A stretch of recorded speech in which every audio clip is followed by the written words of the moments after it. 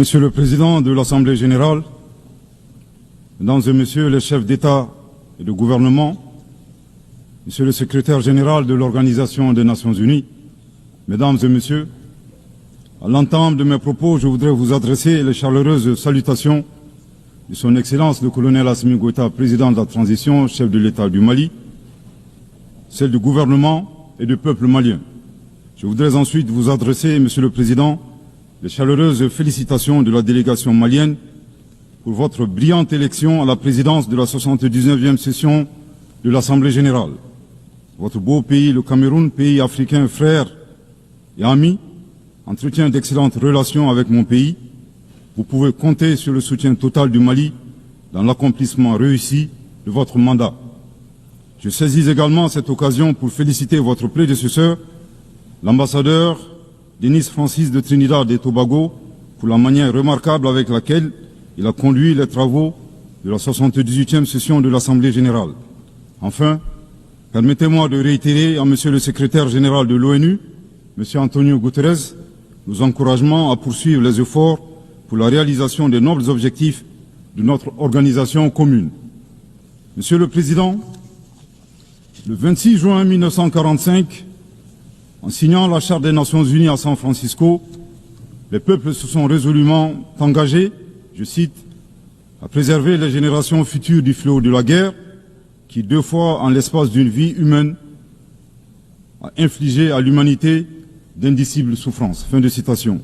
Aujourd'hui, l'occasion nous est offerte de nous prononcer sur le thème suivant, ne laisser personne de côté, agir ensemble pour la promotion de la paix, du développement durable et de la dignité humaine pour les générations présentes et futures. Le choix de ce thème qui intervient 79 ans après la signature de la Charte des Nations Unies est-il un pur hasard ou le résultat d'une construction mentale? Nous l'ignorons. Cependant, force est de constater malheureusement que se pose encore avec forte acuité la problématique de la préservation des générations, non seulement celle du futur, mais également la nôtre. Est-ce pour autant un échec des Nations Unies? Incontestablement, une évaluation objective avec des recommandations réalistes de notre système collectif serait salvatrice pour notre devenir. Monsieur le Président, le Mali salue la pertinence de ce thème qui est d'une actualité brûlante, tant il est vrai que les tensions et les guerres en cours continuent, hélas, de menacer la paix et la sécurité internationale, le développement et les droits fondamentaux des populations. Cette remarque est celle d'un pays qui a connu depuis 2012 une crise multidimensionnelle complexe ayant entraîné la perte de plus de la moitié de son territoire et de nombreuses victimes innocentes, suite à une association à la fois incestueuse et opportuniste de groupes terroristes et de groupes armés. Monsieur le Président, le drame du Mali remonte à l'allégeance à Al-Qaïda du groupe salafiste pour la prédication et le combat, le GSPC algérien, le 11 septembre 2006, exacerbé par l'intervention militaire hasardeuse de l'OTAN en Libye en 2011. La déstabilisation de ce pays frère a aggravé les facteurs d'insécurité dans nos pays, à savoir le terrorisme, les trafics en tout genre, le blanchiment de capitaux, les conflits communautaires manipulés par les terroristes et leurs sponsors étatiques étrangers et les actions violentes d'individus isolés.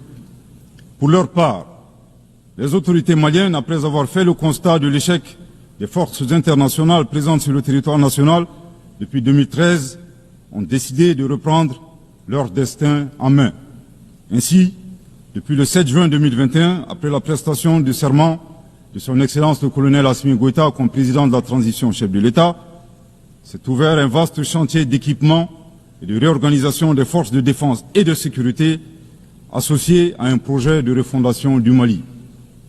Les assises nationales de la refondation, lancées en décembre 2021, ont permis aux Maliens de procéder à un diagnostic exhaustif des causes de la crise, puis d'adopter 517 recommandations pertinentes. À ce sujet, après avoir vécu une insécurité imposée par l'état de nature, le constat concernant le Mali est effarant. Violenté, humilié, pillé et torpillé, abandonné en plein vol, poignardé dans le dos, les expressions ne sont pas limitatives pour décrire la souffrance subie par le peuple et les forces de défense et de sécurité maliens. Fort de cette expérience et réalisant que le péril malien ne résultait que de l'état de nature, son Excellence le colonel Assimi Goïta, président de la transition, chef de l'État, s'est contraint d'élaborer une vision réaliste de la géopolitique en convoquant un proverbe populaire en langue bambara, ici traduit librement et contextualisé, je cite, « La succulence de la sauce des uns dépend du pillage des bovins des autres ». Fin de citation. Thomas Hobbes, décrivant l'état de nature de manière identique, affirmait, je cite, que l'homme est un loup pour l'homme. Grâce à ce proverbe qui fait référence à la gastronomie et à la cinégétique, le chef de l'État décrit la dure réalité impitoyable des relations internationales et surtout la place de l'Afrique, dont le pillage des matières premières a servi au développement des autres et non celui des Africains dans leur grande majorité. À cette vision s'ajoute une orientation du chef de l'État qui appelle les Maliens dans le cadre de la refondation à redevenir eux-mêmes. En effet, le chef de l'État a procédé le 23 avril 2024 au lancement du programme national d'éducation aux valeurs qui vise un retour aux sources sans lesquelles il serait difficile d'envisager un avenir radieux pour notre pays dans sa quête légitime de souveraineté. L'invitation à redevenir nous-mêmes ne saurait faire l'économie de la question de savoir qui nous sommes. La réponse immédiate à cette interrogation est donnée par la devise du Mali, un peuple, une grande famille, nation cosmopolite, un but, magnifier la diversité dans l'unité, unis pour bâtir le bien commun, et enfin une foi, la foi à ce que Dieu a donné comme ressource pour la réalisation de la prospérité. En vue de donner plus de relief à la définition du Malien, le professeur Ibrahim Diaye, expert au sein du comité chargé de la mise en œuvre du programme national d'éducation aux valeurs, indique que le Malien se caractérise d'une part par 5 valeurs cardinales, à savoir l'humanitude, l'empathie, l'obligation de transmettre les valeurs humaines aux générations futures, le sens de l'honneur, l'acceptation de la différence et de l'altérité au plan sociétal, humain et culturel, et d'autre part, 5 principes inviolables en lien avec le pays lui-même, à savoir un Mali indivisible, inaliénable, non hypothécable, nul ne peut en disposer comme propriété privée, impérissable. Monsieur le Président, en privilégiant d'être eux-mêmes, les Maliens créent une troisième voie, ne pas devenir des prédateurs, des barbares sans foi ni loi, à la recherche des bovins d'autrui, ne pas devenir les éternelles victimes impuissantes face à la prédation. La voie médiane promue par le Mali consiste à réaliser notre développement en empruntant un chemin plus vertueux. Veiller au respect de notre souveraineté tout en respectant celle des autres. Refuser l'hétéronomie tout en refusant de nous ingérer dans les affaires intérieures des autres. Être ouvert à tous les partenariats sur une base gagnant-gagnant. Aussi, il est important de relever que ces principes et valeurs caractérisent, mutatis mutandis, les peuples frères du Burkina Faso et de la République du Niger. Concernant le processus de transition politique au Mali, il convient de rappeler que, à l'issue des assises nationales de la refondation, le peuple malien a fait le choix de mener des réformes politiques avant d'organiser les élections, en vue d'ancrer profondément une gouvernance vertueuse. La mise en œuvre des recommandations des assises a permis d'engranger des résultats tangibles, notamment la mise en place de l'autorité indépendante de gestion des élections, l'adoption de la nouvelle constitution le 22 juillet 2023, suite à un référendum bien organisé, le parachèvement de la réorganisation territoriale et administrative, le renforcement de la lutte contre la corruption et la transparence de l'action publique, la relecture du code minier plus équitable et favorisant le contenu local. Monsieur le Président, soucieux de pérenniser l'unité nationale, fondement de tout développement, le chef de l'État a annoncé le 31 décembre 2023 la tenue du dialogue intermalien pour la paix et la réconciliation afin, dit-il, d'éliminer les racines des conflits communautaires et intercommunautaires dans le but ultime de réconcilier les communautés. Respectant une approche participative et inclusive, le dialogue intermalien qui s'est déroulé en 3 phases, communale, régionale et nationale, a permis aux Maliens de l'intérieur et de la diaspora d'échanger en toute transparence en vue de trouver des solutions endogènes de prévention, de gestion et de règlement des conflits. À la différence de l'accord pour la paix et la réconciliation issu du processus d'Alger, dont certains groupes signataires ont ouvertement basculé dans le terrorisme et qui était devenu un prétexte pour certains États de s'ingérer dans les affaires intérieures du Mali. Le dialogue intermalien a permis aux Maliens de laver leur linge sale en famille sans aucune interférence extérieure. Après la fin de l'accord d'Alger le 25 janvier 2024, aujourd'hui, le dialogue intermalien et ses recommandations officiellement remises au chef de l'État le 13 mai 2024 demeurent le seul cadre de règlement des conflits internes. Nous réitérons un appel à tous les Maliens à s'inscrire dans cette dynamique de réconciliation, une étape indispensable au retour à l'ordre constitutionnel apaisé et sécurisé grâce à l'organisation d'élections présidentielles. Sur le plan de la lutte contre l'insécurité, depuis que les forces de défense et de sécurité maliennes ont lancé des actions offensives de manière autonome, de nombreux succès ont été remportés sur le terrain de la lutte contre le terrorisme. Toutes les régions ont été reprises des mains des groupes terroristes, notamment la région de Kidal, le 14 novembre 2023, à la suite d'une opération militaire mémorable. Aujourd'hui, les groupes terroristes ont été sérieusement affaiblis. Les forces de défense et de sécurité sont déployées sur l'ensemble du territoire national. En outre, les actions offensives de nos forces se poursuivent pour démanteler les réseaux terroristes résiduels. Le gouvernement du Mali reste conscient que la réponse uniquement sécuritaire a ses limites. C'est la raison pour laquelle, en appui à l'action militaire, le gouvernement du Mali s'est doté d'une stratégie globale et intégrée ayant pour objectif la restauration de l'autorité de l'État sur l'ensemble du territoire national.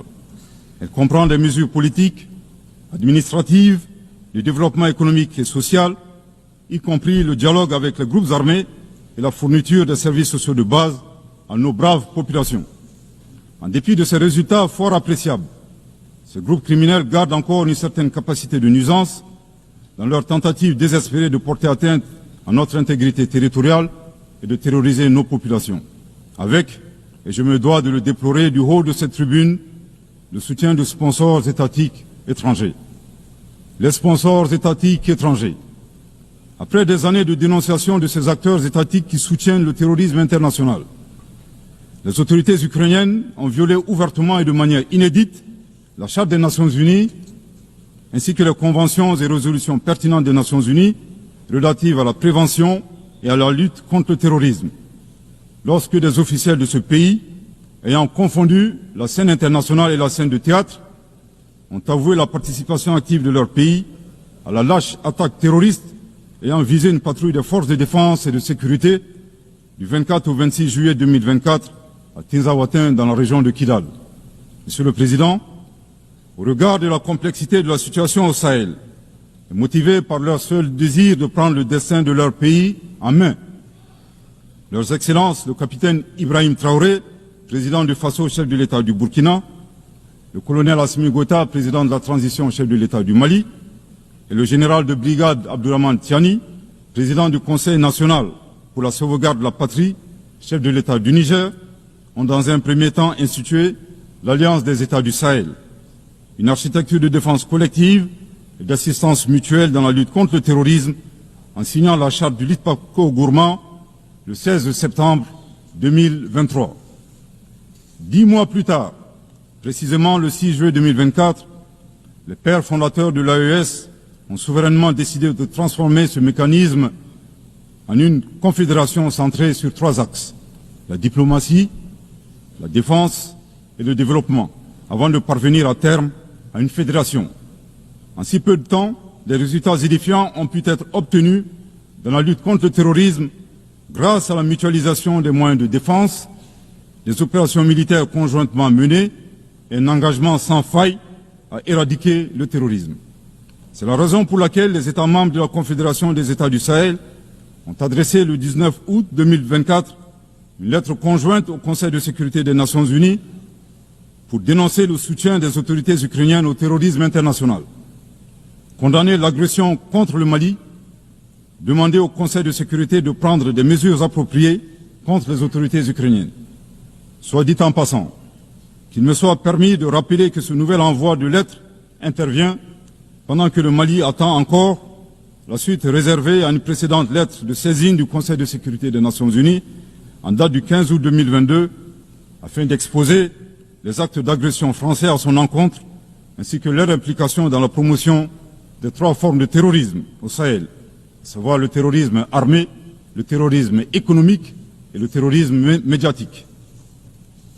Couvrant une superficie de 2 758 000 km², avec 71 millions d'habitants, majoritairement jeunes, un potentiel économique exceptionnel, un sous-sol riche de la quasi-totalité des éléments du tableau de Mendeleïev, la particularité de la Confédération des États du Sahel réside dans l'état d'esprit des chefs d'État, des peuples et des forces de défense et de sécurité de la Confédération, forts de leur dignité et de leur honneur.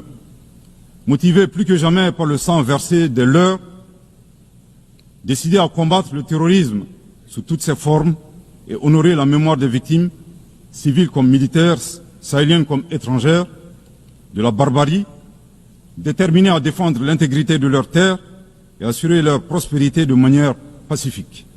Comme le stipule le préambule de la charte du Liptako-Gourma, qui fait référence à plusieurs organisations internationales, notamment la CEDEAO et les valeurs universelles.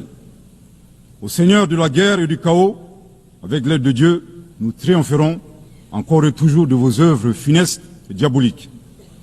Curieusement, depuis la création de l'AES, nous avons été surpris par l'hostilité farouche avec laquelle elle a été accueillie, en particulier par certains responsables de la CEDEAO, aux ordres d'entités impérialistes et néocoloniales.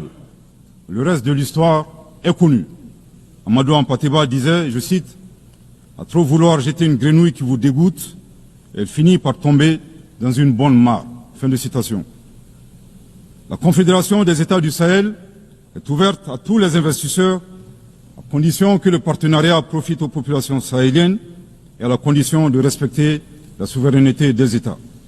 Monsieur le Président, c'est l'occasion pour moi de saluer les relations de coopération exemplaires et fructueuses entre le Mali et la Russie, la Chine, la Turquie, l'Iran et bien d'autres alliés sincères. Le Mali reste ouvert à tous les partenaires qui souhaitent l'aider à relever ces multiples défis. À cet égard, je réaffirme que le gouvernement du Mali reste disposé à poursuivre et à renforcer sa coopération avec l'ONU, notamment à travers les agences, fonds et programmes avec lesquels nous entretenons d'excellentes relations de coopération. Nous saisissons également cette opportunité pour saluer et reconnaître la sagesse de son Excellence, Monsieur le Président Abdelmadjid Tebboune, Président de la République algérienne démocratique et populaire. Le 29 août 2024, lors d'une tournée dans le sud algérien, vous déclariez que la Libye, le Niger et le Mali sont des nations fraternelles que vous soutiendriez et non desserviriez. Le peuple malien n'a pas été surpris par ces propos, qui indiquent éloquemment votre panafricanisme, à l'instar de vos célèbres prédécesseurs, dont feu le président Abdelaziz Bouteflika, affectueusement appelé Abdelkader Mali. Suite à son établissement à Gao, et l'engagement des autorités maliennes à travers les actions suivantes. Offrir le territoire malien comme base arrière aux Moudjahidines, ouvrant ainsi un front sud. Participer aux affrontements armés contre le colonisateur français en déployant des combattants maliens aux côtés des Moudjahidines sur le territoire algérien pour défendre la liberté et la dignité des Algériens. Défendre la cause algérienne dans toutes les instances diplomatiques jusqu'au recouvrement de leur indépendance. Cependant, il est de notre devoir d'appeler votre haute attention sur les propos incongrus de vos collaborateurs, allant à contresens de votre souhait de promouvoir des relations harmonieuses avec vos voisins dans le Mali. Le 31 juillet 2024, le ministre algérien des Affaires étrangères déclarait que la crise malienne n'avait pas besoin de solution militaire. C'était un conflit entre frères. La solution ne peut être que politique. Au sujet de l'accord d'Alger, il a affirmé qu'il avait été bénéfique pour le Mali et avait préservé la souveraineté et l'intégrité territoriale du Mali. S'en départir par conséquent aura un impact négatif sur tous les acquis. En outre, le 26 août 2024, votre représentant permanent auprès des Nations Unies a déclaré, je cite, « Ce matin, j'ai appris par les médias qu'un drone a effectué une frappe dans le nord du Mali, tuant une vingtaine de civils. Ceux qui appuient sur la manette de ce drone n'ont de compte à rendre à personne sur ces frappes. » Fin de citation. De l'analyse des propos du premier, nous constatons une grave ingérence dans les affaires intérieures du Mali. En effet, la nature de la solution déployée par les autorités maliennes ne concerne que les Maliens. Depuis la fin de l'accord d'Alger le 25 janvier 2024, les Maliens n'expriment qu'un seul vœu le concernant, que son âme repose en paix. Monsieur le ministre des Affaires étrangères, l'accord est bien et belle mort, vos incantations ne serviront pas à le ressusciter. Vous me donnez l'occasion d'une part de vous réitérer que nul ne peut aimer le Mali plus que les Maliens, et d'autre part de vous rappeler que le Mali et son peuple ne seront pas des spectateurs face aux assauts et l'adversité. Pour chaque balle tirée contre nous, nous réagirons par réciprocité. Pour chaque mot employé de travers, nous réagirons par réciprocité. À bon entendeur, tant pis. Quant aux représentants permanents algériens, en plus d'offrir le gîte et le couvert, certainement avec de succulents plats de tchèque-chouka et de chorba, à des terroristes et des renégats en débandade, son rôle d'estafette désorienté ne contribue guère à la promotion des relations de bon voisinage. De ces propos, il ressort des accusations graves et infondées. D'une part, la qualification de la nature civile des victimes à partir des médias est aventureuse et diffamatoire.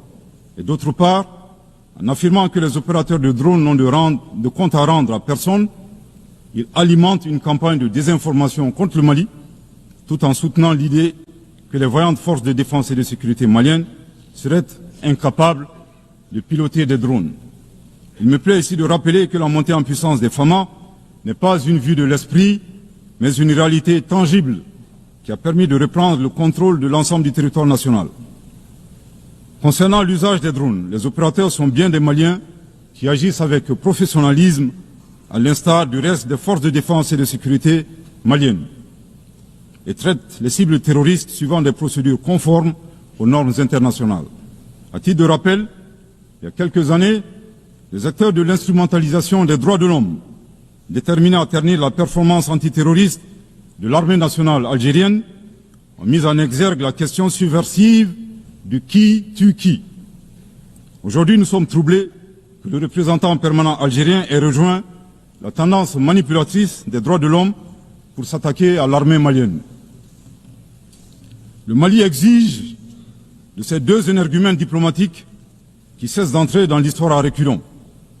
Manifestement, ils ignorent tout à la fois de l'histoire entre les peuples frères du Mali et de l'Algérie et la contribution exceptionnelle du Mali à la guerre de libération algérienne, et certainement de la géographie, car ils considèrent à tort le Mali comme une wilaya, c'est-à-dire une province algérienne.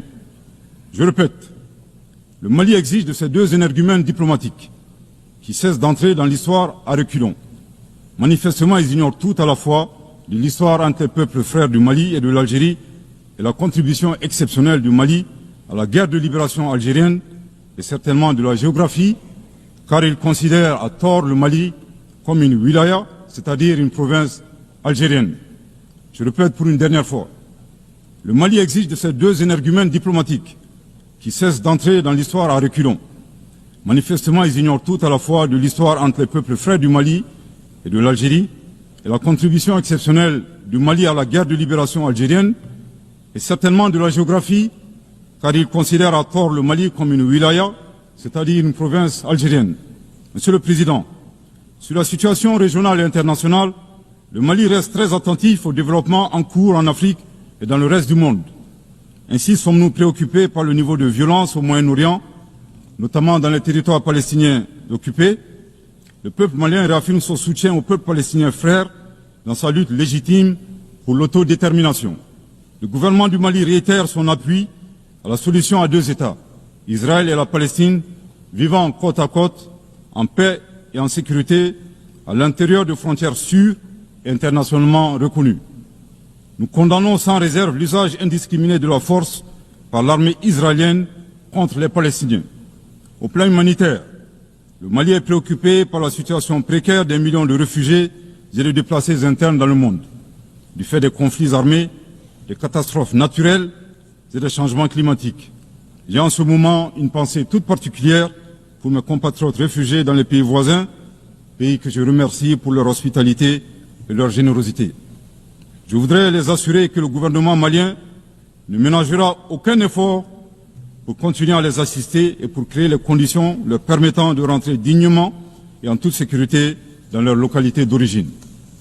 Les multiples défis à la paix et à la sécurité internationale appellent à la réforme de l'architecture dédiée des Nations Unies. Dans la même veine, le Mali continue de plaider pour la réforme de la gouvernance mondiale politique, économique et financière afin de créer les conditions optimales et justes du développement de nos pays. Dans cette dynamique, le Mali continue de plaider pour la réforme des institutions financières internationales comme la Banque mondiale et le Fonds monétaire international. De même, nous saluons les modèles alternatifs et crédibles tels que les BRICS. Les changements climatiques constituent également une menace réelle pour les générations présentes et futures. Nous devons avoir le courage de sortir du dogmatisme ambiant et des jeux d'intérêts étroits concernant cette problématique. À cet égard, le temps est venu de mettre effectivement en œuvre les décisions de nos sommets et de nos COP. Il est nécessaire que les pays à l'origine du réchauffement climatique assument leurs responsabilités pleines et entières, y compris celle de soutenir les efforts des pays du Sud pour un développement respectueux de l'environnement. Monsieur le Président, pour terminer, je voudrais faire observer que cette 79e session de l'Assemblée générale se tient dans un contexte de défis immenses pour nos États et pour nos institutions multilatérales. La paix et la sécurité internationale n'ont jamais été autant menacées depuis les deux grandes guerres, y compris par le terrorisme international et l'extrémisme violent. Dans un tel contexte, il sera difficile d'atteindre les objectifs de développement durable à l'horizon 2030 en termes d'éducation, de santé, d'accès à l'eau potable, d'énergie et de justice. Cependant, malgré ces péripéties, le Mali reste disposé à jouer toute sa partition dans la mise en œuvre de ses engagements nationaux et internationaux, tout en gardant un certain espoir en l'avenir. Que Dieu bénisse le Mali et préserve les Maliens des forces obscurantistes et destructrices du monde. Que Dieu bénisse la Confédération des États du Sahel et préserve les populations sahéliennes des forces obscurantistes et destructrices du monde. Que Dieu bénisse l'Afrique et préserve les Africains des forces obscurantistes et destructrices du monde. Que Dieu bénisse le monde et préserve l'humanité entière des forces obscurantistes et destructrices du monde. Je vous remercie de votre très aimable attention.